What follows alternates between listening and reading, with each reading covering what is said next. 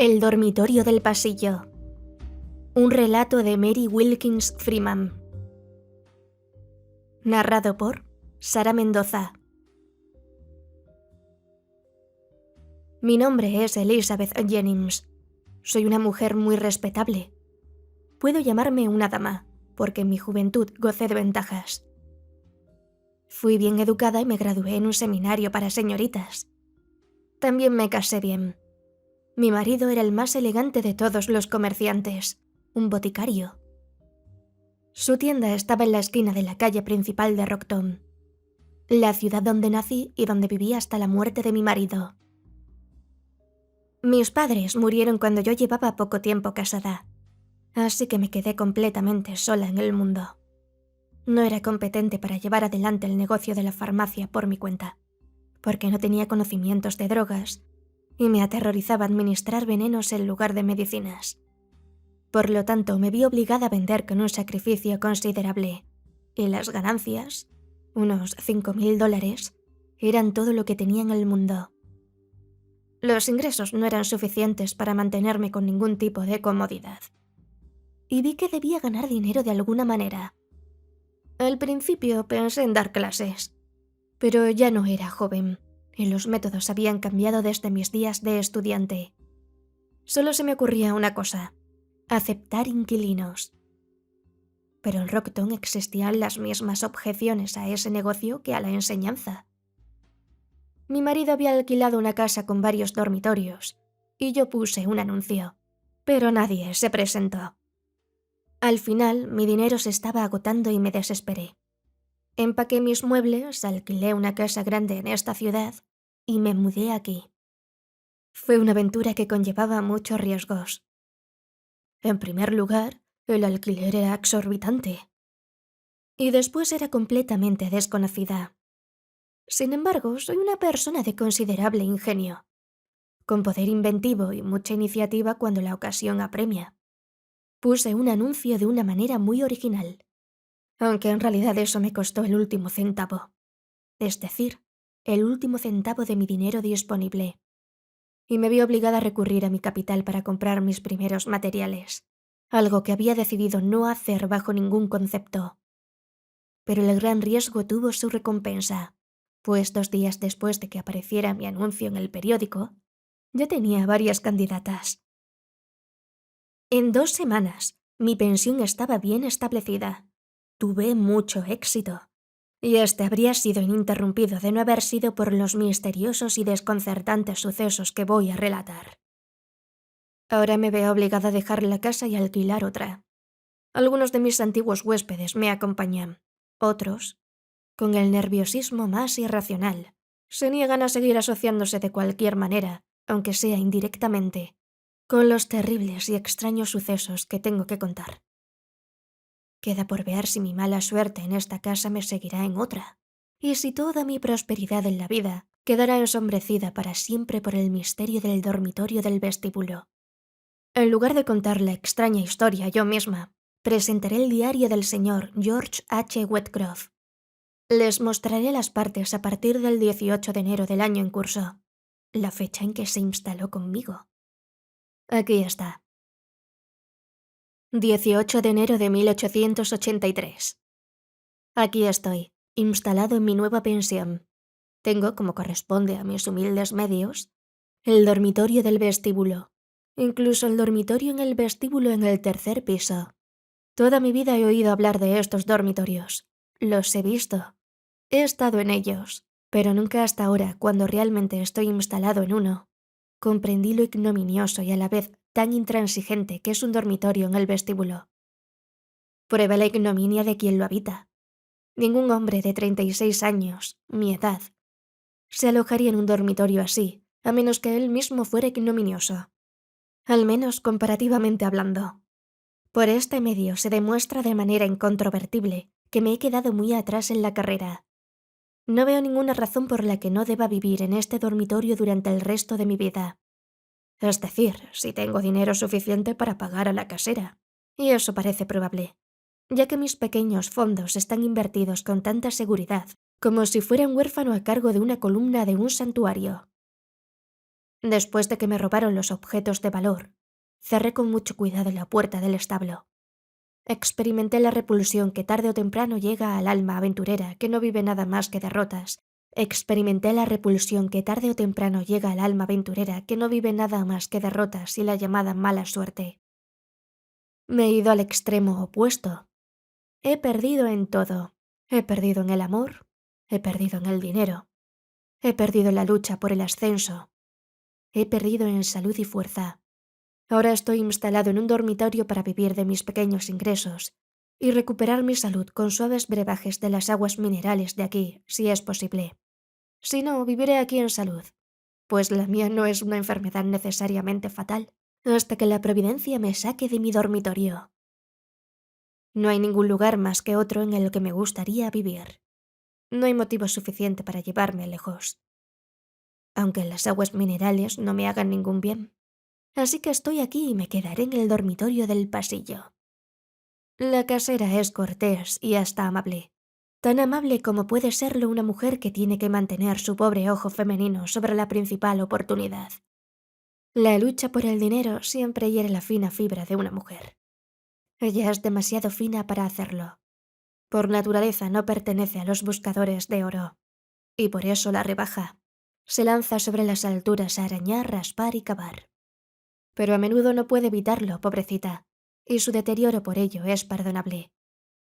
La casera es todo lo que puede ser, teniendo en cuenta la carga de las circunstancias adversas, y la mesa es buena, incluso a conciencia.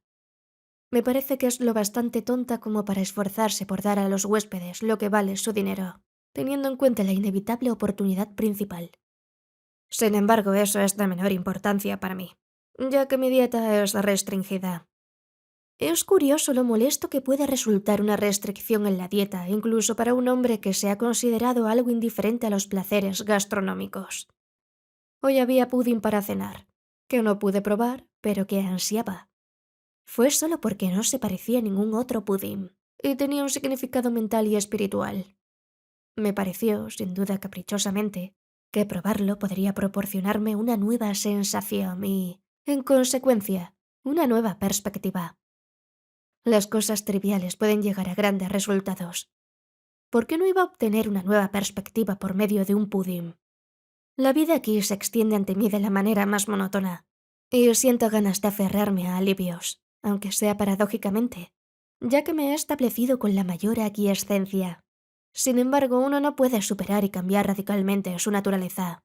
Ahora que me miro críticamente y busco la clave de todo mi ser y de mis acciones, siempre he sido consciente de un deseo desmesurado de lo nuevo, de lo inédito, de la amplitud de horizontes más lejanos, de los mares más allá de los mares, del pensamiento más allá del pensamiento. Esta característica ha sido la causa principal de todas mis desgracias. Tengo alma de explorador, y en 9 de cada 10 casos esto conduce a la destrucción. Si hubiera tenido capital y empuje suficiente, habría sido uno de los buscadores del Polo Norte. He sido un estudioso de la astronomía. He estudiado botánica con avidez y he soñado con nueva flora en partes inexploradas del mundo. Y lo mismo con la vida animal y la geología. He anhelado riquezas para descubrir el poder y el sentido de posesión de los ricos.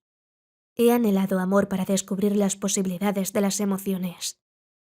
Anhelaba todo lo que la mente humana pudiera concebir como deseable para el hombre, no tanto por fines puramente egoístas, sino por una sed insaciable de conocimiento de una tendencia universal. Pero tengo limitaciones.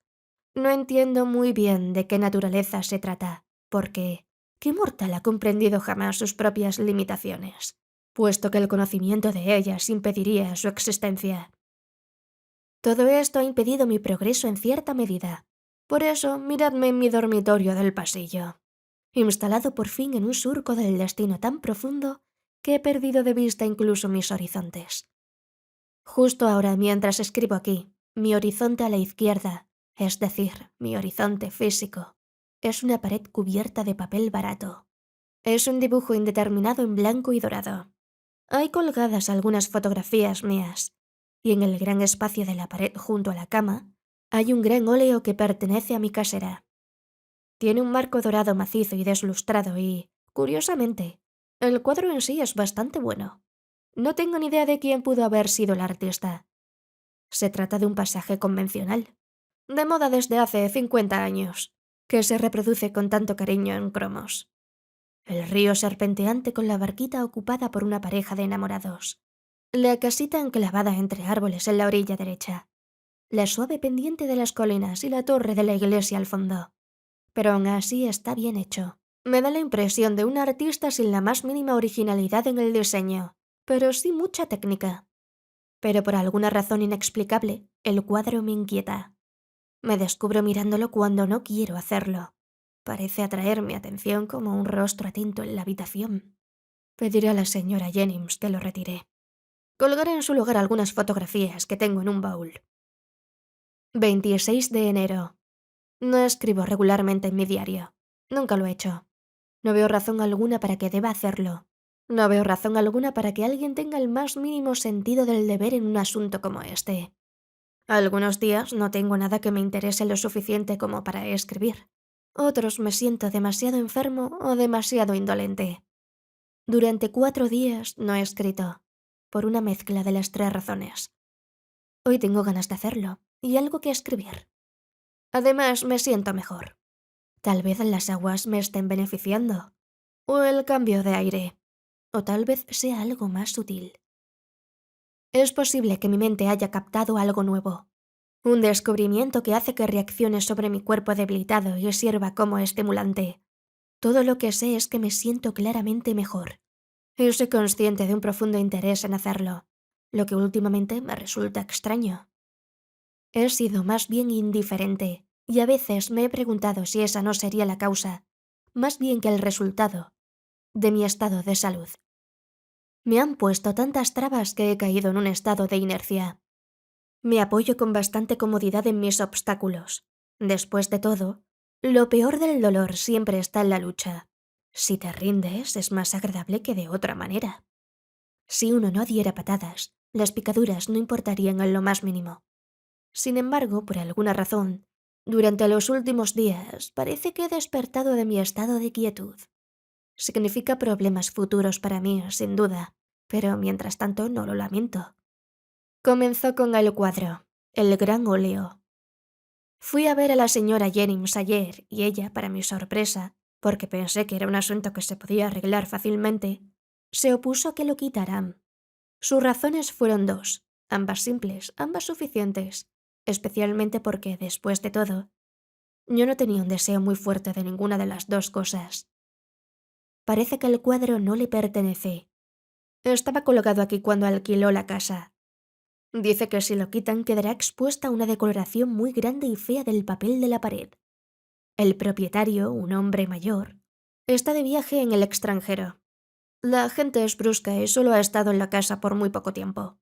Entonces significaría un triste trastorno en mi habitación, lo cual me molestaría. También dice que no hay lugar en la casa donde pueda guardar el cuadro. Y no hay un espacio libre en otra habitación para uno tan grande. Así que dejé el cuadro allí. En realidad, cuando me puse a pensarlo, era irrelevante después de todo. Pero saqué mis fotografías del baúl y las colgué alrededor del cuadro grande. La pared está casi completamente cubierta. Los colgué ayer por la tarde. Y anoche repetí una extraña experiencia que he tenido en algún grado todas las noches desde que estoy aquí. Pero no estaba seguro de si me merecía el nombre de experiencia, sino que era más bien uno de esos sueños en los que uno piensa que está despierto. Pero anoche volvió a suceder, y ahora lo sé. Hay algo muy singular en esta habitación. Estoy muy interesado. Escribiré para futuras referencias los eventos de anoche. En cuanto a los de las noches anteriores, desde que duermo en esta habitación, diré simplemente que han sido de naturaleza similar, pero, por así decirlo, solo las etapas preliminares, el prólogo de lo que sucedió anoche.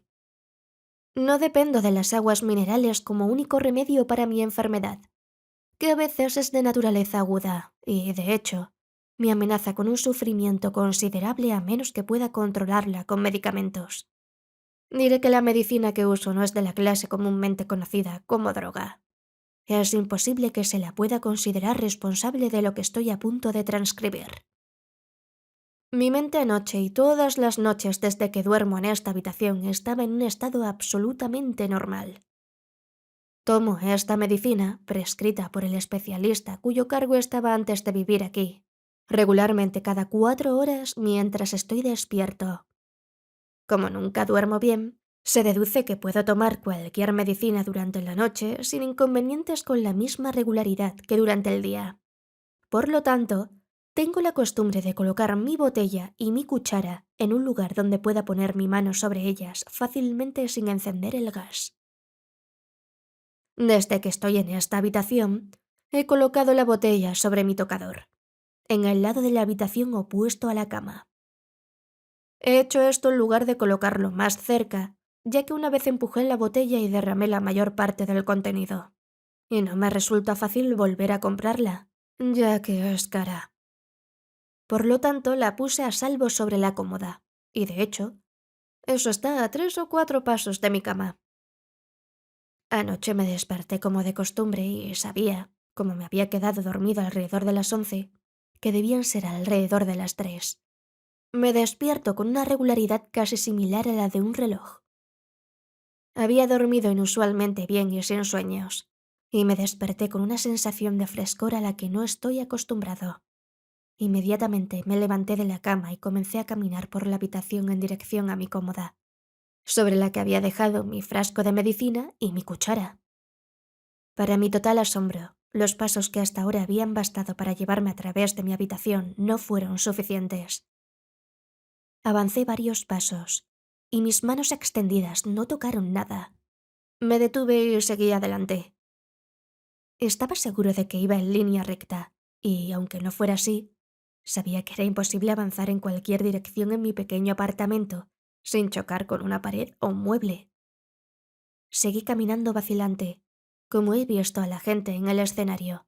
Un paso, luego un largo titubeo, luego un paso resbaladizo.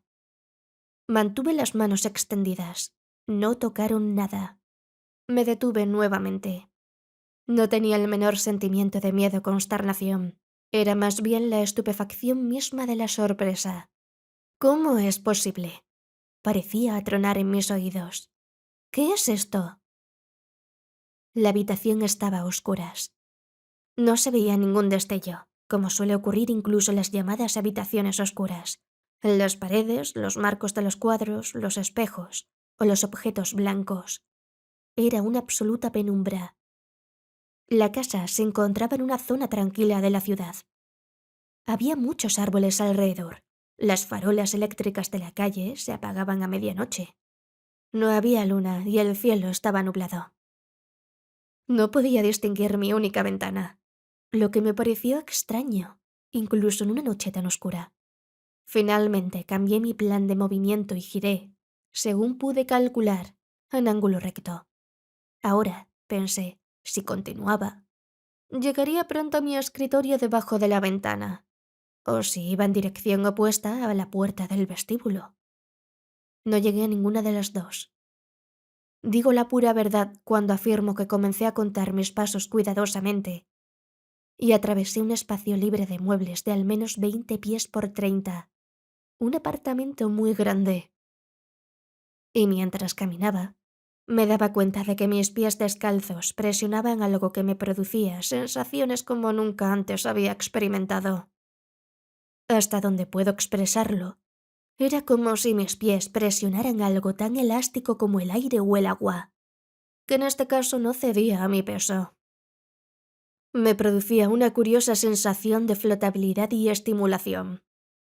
Al mismo tiempo, esa superficie, si es que superficie es el nombre correcto, que pisaba, me resultaba fresca a los pies, con la frescura del vapor o de la fluidez que parecía superponerse a las plantas.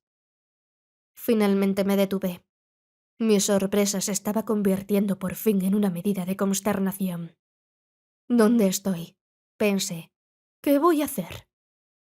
Las historias que había oído sobre viajeros que eran sacados de sus camas y conducidos a lugares extraños y peligrosos, las historias de la Inquisición de la Edad Media, pasaron por mi cerebro. Yo sabía desde el principio que, para un hombre que se había acostado en un dormitorio común y corriente, de un pueblecito muy común, esas suposiciones eran sumamente ridículas. Pero es difícil para la mente humana comprender algo que no sea una explicación humana de los fenómenos. Casi cualquier cosa parecía entonces, y parece ahora, más racional que una explicación que rozara lo sobrenatural, tal como entendemos lo sobrenatural. Por fin dije, aunque en voz baja, ¿qué significa esto? Dije en voz muy alta. ¿Dónde estoy? ¿Quién está aquí? ¿Quién está haciendo esto? Te digo que no toleraré estas tonterías. Habla si hay alguien aquí. Pero todo quedó en silencio de muerte. De repente una luz brilló a través del travesaño abierto de mi puerta. Alguien me había oído. Un hombre que vive en la habitación de al lado. Un hombre decente que también estaba allí por motivos de salud. Abrió el gas del pasillo y me llamó. ¿Qué pasa? Preguntó con voz agitada y temblorosa. Es un tipo nervioso. En cuanto la luz atravesó mi ventana, vi que estaba en mi dormitorio habitual. Podía ver todo con total claridad. Mi cama, mi escritorio, mi tocador, mi silla, mi pequeño lavabo, mi ropa colgada en una hilera de perchas, el viejo cuadro de la pared. El cuadro brillaba con singular claridad a la luz del espejo. El río parecía realmente correr y ondular, y el barco se deslizaba con la corriente. Lo miré fascinado mientras respondía a la voz ansiosa. No pasa nada, dije. ¿Por qué? Creí oírte hablar, dijo el hombre de afuera. Pensé que tal vez estabas enfermo. No, respondí. Estoy bien. Estaba tratando de encontrar mi medicina en la oscuridad. Eso es todo. ¿Puedo ver ahora que has encendido el gas? ¿No te pasa nada? No, lamento haberte molestado. Buenas noches. Buenas noches. Entonces oí que la puerta del hombre se cerraba tras un minuto de pausa. Evidentemente no estaba del todo satisfecho. Di un trago a mi frasco de medicinas y me metí en la cama. Había dejado encendido el gas del pasillo. No volví a dormirme durante algún tiempo. Justo antes de que lo hiciera, alguien, probablemente la señora Jennings, salió al pasillo y apagó el gas. Esta mañana, cuando me desperté, todo estaba como de costumbre en mi habitación. Me pregunto si tendré una experiencia similar esta noche. 27 de enero. Escribiré en mi diario todos los días hasta que esto llegue a un resultado definitivo. Anoche mi extraña experiencia se profundizó, como algo me dice que seguirá sucediendo. Me acosté bastante temprano, a las 10:30. Tomé la precaución de colocar junto a mi cama, sobre una silla, una caja de fósforos, para no encontrarme en el dilema de la noche anterior. Tomé mi medicina al acostarme. Eso me hizo despertar a las 2:30. Tuve sin duda 3 horas de sueño profundo y sin sueños cuando desperté. Me quedé unos minutos dudando si encender o no un fósforo para alumbrarme el camino hacia el tocador, donde estaba mi frasco de medicina. Dudé, no porque tuviera la menor sensación de miedo, sino por el mismo encogimiento ante un shock nervioso que a veces lleva a uno a temer sumergirse en un baño helado.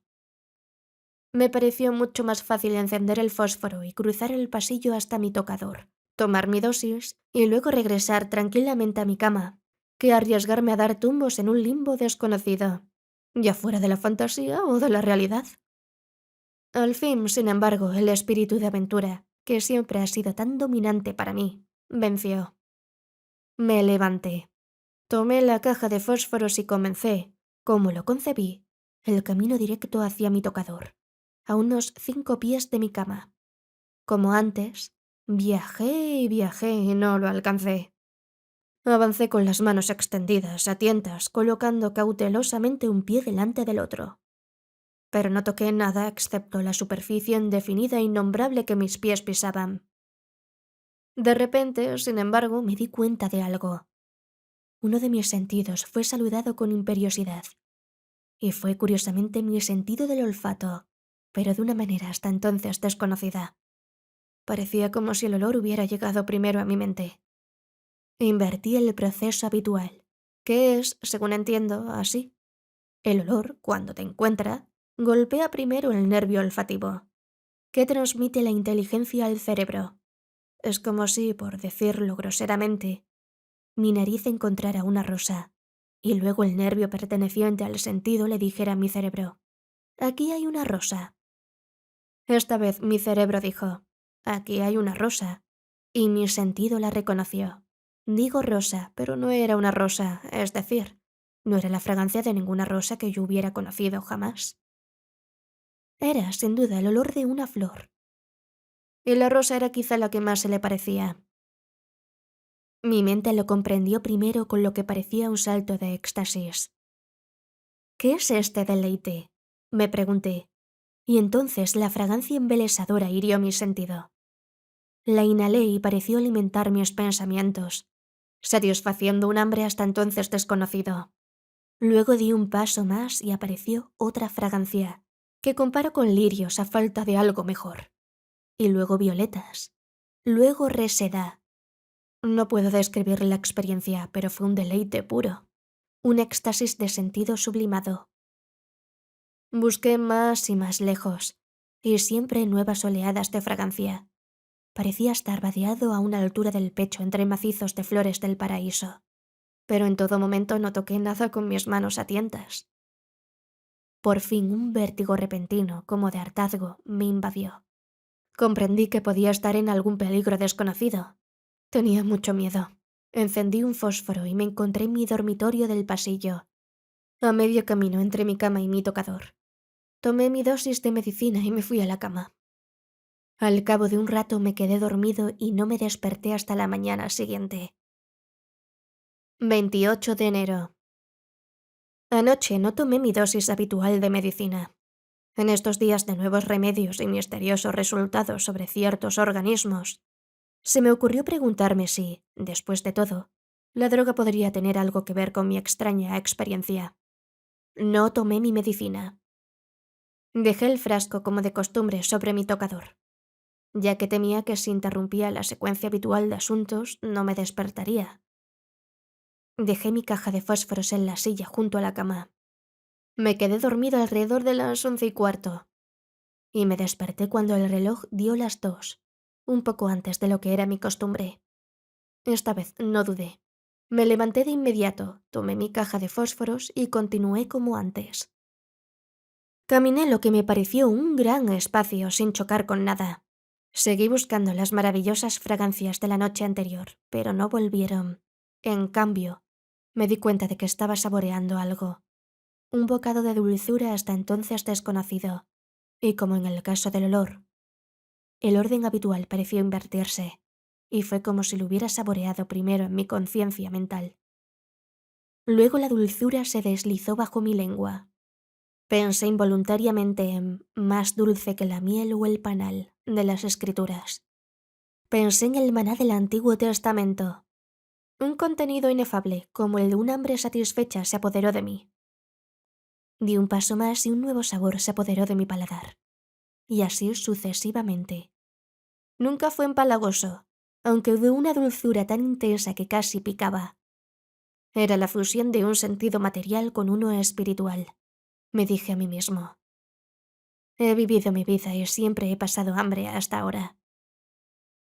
Podía sentir que mi cerebro actuaba rápidamente bajo la influencia de este alimento celestial, como bajo un estimulante. Entonces, de repente, repetí la experiencia de la noche anterior. Me mareé y un miedo y un encogimiento indefinidos se apoderaron de mí. Encendí mi cerilla de seguridad y volví a mi dormitorio del pasillo. Volví a la cama y pronto me quedé dormido. No tomé mi medicina. Estoy decidido a no hacerlo más. Me siento mucho mejor. 29 de enero. Anoche fui a la cama como de costumbre. Me dormí alrededor de las 11 y me desperté a la 1:30. Oí la campanada de la media hora. Me despierto cada vez más temprano. No había tomado mi medicina, aunque estaba en el tocador como de costumbre. Volví a tomar mi caja de fósforos y comencé a cruzar la habitación. Como siempre, atravesé espacios extraños, pero esta noche, como parece que sucederá cada noche, mi experiencia fue diferente. Anoche no olí ni saboreé, pero oí. Dios mío, oí.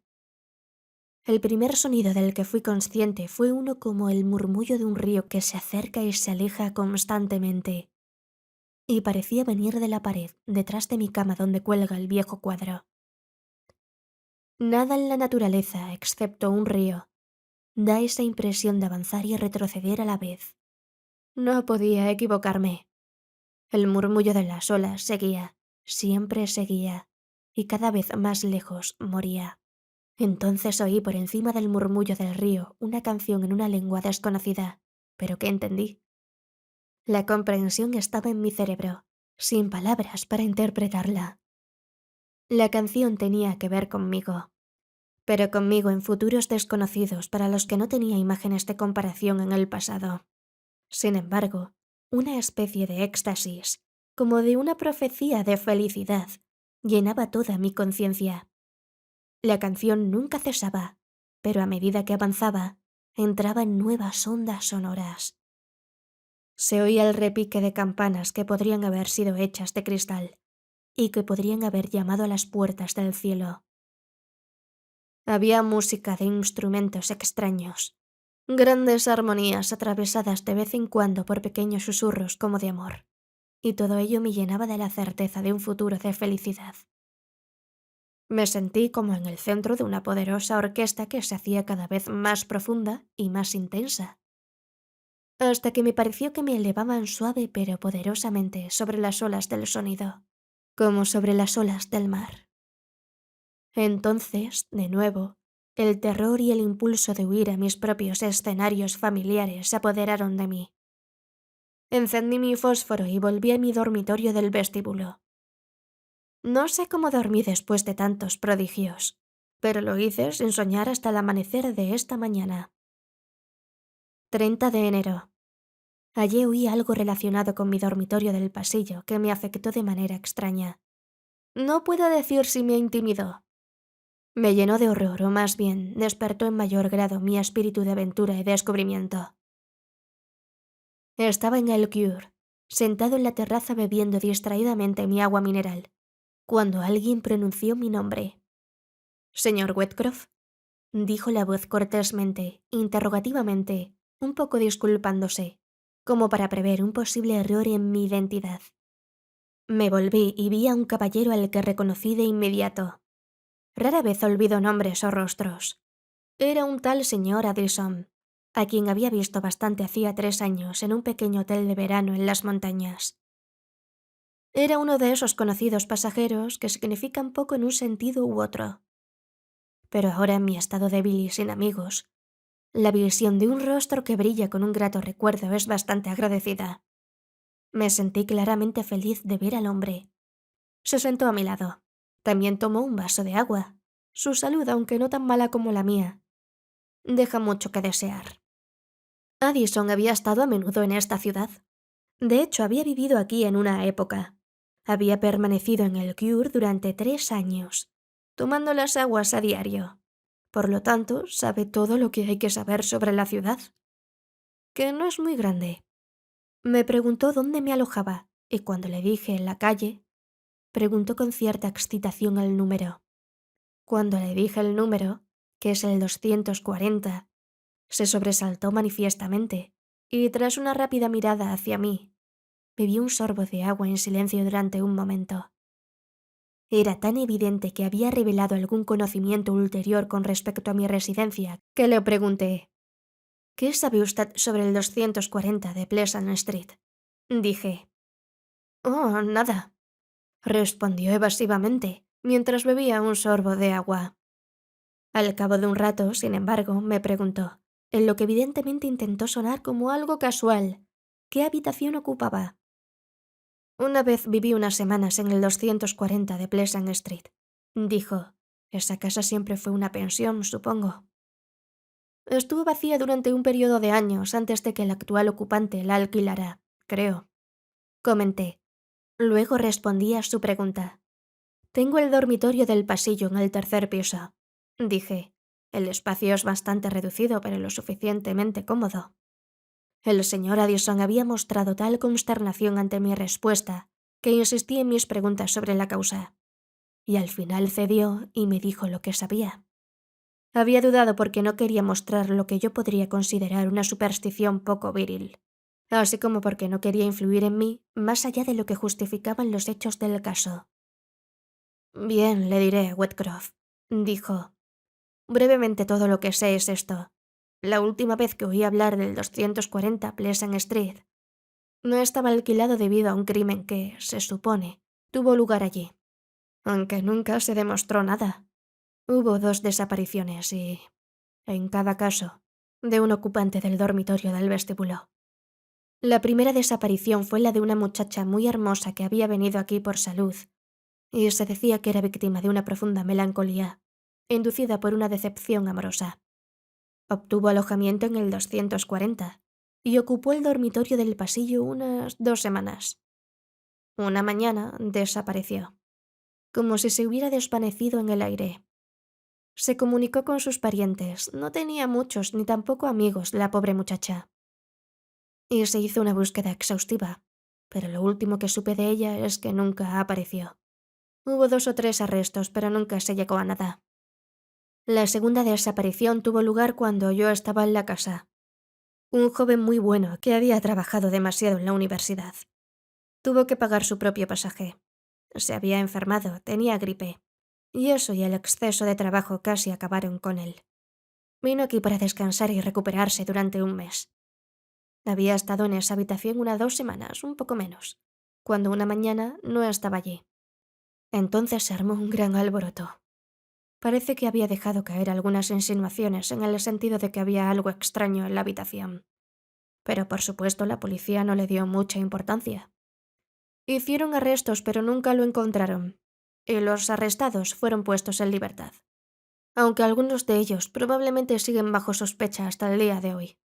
Luego cerraron la pensión. Hace 6 años nadie se hubiera alojado allí, y mucho menos ocupado ese dormitorio del pasillo. Pero ahora supongo que ha llegado gente nueva y la historia ha desaparecido. Me atrevo a decir que su casera no me agradecerá que la haya revivido. Le aseguré que no me importaba en absoluto.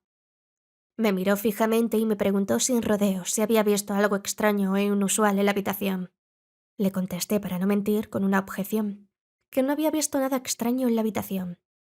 Siento que eso sucederá a su debido tiempo. Anoche no vi, ni oí, ni olí, ni probé, pero sentí. Anoche, después de haber comenzado de nuevo mi exploración de Dios sabe qué, no había dado un paso cuando toqué algo. Mi primera sensación fue de decepción.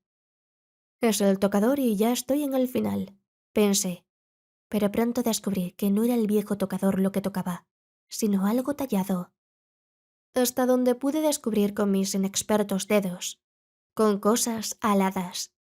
Ciertamente había largas curvas agudas de alas que parecían superponerse a un arabesco de hojas y flores. No sé qué era el objeto que toqué. Puede haber sido un cofre. Puede parecer que estoy exagerando cuando digo que alguna manera falló, o superó en algún aspecto misterioso la forma de cualquier cosa que haya tocado antes. No sé de qué material era. Era tan suave como el marfil, pero no se sentía como marfil. Había una calidez singular en él, como si hubiera estado mucho tiempo bajo la luz del sol. Continué y encontré otros objetos que me inclino a pensar que eran piezas de mobiliario de moda, y posiblemente de usos desconocidos para mí. Y alrededor de todos ellos estaba el extraño misterio de la forma. Por fin llegué a lo que evidentemente era una ventana abierta de gran superficie. Sentí claramente un viento suave y cálido, pero con una frescura cristalina, soplar en mi cara. No era la ventana de mi dormitorio del pasillo, que yo sepa. Al mirar hacia afuera no pude ver nada. Solo sentí el viento soplando en mi cara. De pronto, sin previo aviso, mis manos, que tanteaban hacia la derecha y hacia la izquierda, tocaron seres vivos, seres con apariencia de hombres y mujeres, criaturas palpables con atuendos palpables. Podía sentir la suave textura sedosa de sus prendas que me rodeaban, pareciendo envolverme en redes adheridas como telarañas. Estaba entre una multitud de estas personas, fueran lo que fuera y quienes fueran, pero, curiosamente, sin ver a ninguno de ellos, tuve una fuerte sensación de reconocimiento al pasar entre ellos.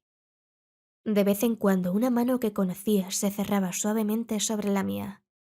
Una vez un brazo me rodeó.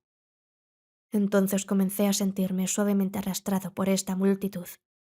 Sus prendas flotantes parecían envolverme, y suavemente un terror repentino me invadió. Encendí mi fósforo y regresé a mi dormitorio del pasillo. Me pregunto si no sería mejor mantener el gas encendido esta noche. Me pregunto si será posible que esto esté yendo demasiado lejos. Me pregunto qué habrá sido de esas otras personas, el hombre y la mujer que ocupaban esta habitación. Me pregunto si sería mejor no quedarme donde estoy. 31 de enero. Anoche vi más de lo que puedo describir, más de lo que es lícito describir. Algo que la naturaleza ha ocultado correctamente me ha sido revelado, pero no me corresponde a mí revelar demasiado de su secreto. Esto es lo que diré. Puertas y ventanas se abren hacia adentro y hacia afuera, y el exterior que conocemos no es más que un vestíbulo. Y hay un río. Hay algo extraño en esta imagen. Hay un río por el que uno podría navegar. Fluía en silencio, porque esta noche solo podía ver. Vi que tenía razón al pensar que reconocía a algunas de las personas con las que me encontré la noche anterior, aunque algunas me resultaban extrañas. Es cierto que la muchacha que desapareció del dormitorio del vestíbulo era muy hermosa. Todo lo que vi anoche fue muy hermoso para mi único sentido que podía captarlo. Me pregunto qué sería todo si todos mis sentidos juntos pudieran captarlo. Me pregunto si sería mejor no dejar el gas encendido esta noche. Me pregunto si... Con esto termina el diario que el señor Wentcroft dejó en el dormitorio del pasillo. A la mañana siguiente de la última anotación ya no estaba. Su amigo, el señor Addison, vino aquí y se hizo una búsqueda. Incluso derribaron la pared detrás del cuadro y encontraron algo bastante extraño para una casa que había sido utilizada como pensión, donde uno pensaría que ninguna habitación se hubiera dejado sin usar. Encontraron otra habitación, una larga y estrecha, del largo del dormitorio del vestíbulo, pero más estrecha, apenas más pequeña que un armario. No había ventana ni puerta, y todo lo que había dentro era una hoja de papel cubierta de números, como si alguien hubiera estado haciendo cálculos. Hablaron mucho de esos números e intentaron hacer creer que la quinta dimensión, sea lo que sea, estaba probada, pero luego dijeron que no habían probado nada. Intentaron hacer creer que alguien había asesinado al pobre señor Wentcroft y escondido el cuerpo, y arrastraron al pobre señor Addison, pero no pudieron encontrar nada en su contra. Demostraron que estuvo en el Cure durante la noche y que no pudo haberlo hecho.